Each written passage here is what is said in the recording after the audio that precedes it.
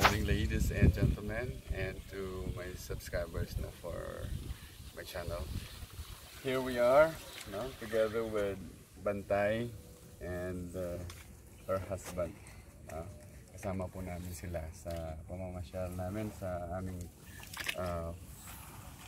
farm tour ngayong umaga. Nandito po tayo sa isang farm ng bayabas at saka rose apple. Ito po ang kanilang pamamaraan ng pagtatanim dito po sa Damnon sa Duwak.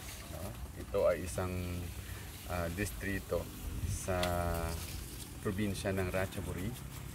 Sa makikita nyo po, meron silang waterway, meron silang kanal, saka dito ang plat na kung saan magkabilaan ay merong bayabas at sa gitna naman ay rose apple. Napakainam itong diskarte na ginawa nila dahil kung itong grafted guava, hindi ito maglalast ng ilang taon o hindi ito tatagal. Kaya pag ito ay medyo nakuha mo na ang puhunan niyan, ang rose apple na naman ang mumunga. At dito sa kanal, mayroong mga tilapia. So parang doble kita din tong farmer na ito.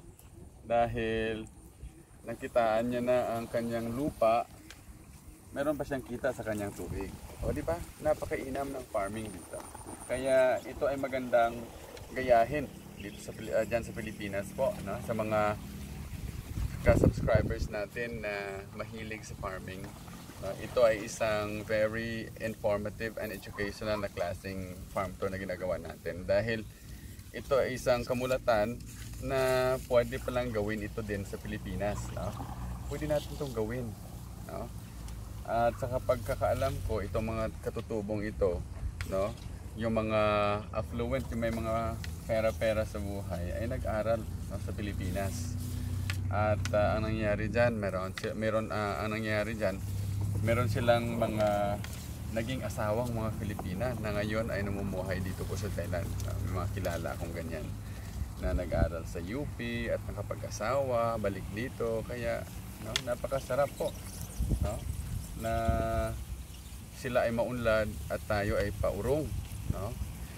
Dahil siguro yan sa kakulangan po ng ideya at siguro nilamon na ng korupsyon ng ating mga utak at isipan, lalo na po ang ating mga opisyalis sa ating bayan. Nais ko lang po ibahagi sa inyo ito dahil kung nangyari ang kagandahan ng buhay sa mga katutubong ito, bakit hindi po mapwede mangyari sa atin? Tingnan nyo po, napakainam po ng kanilang sistema ng pagsasaka. Okay na to. Okay lang.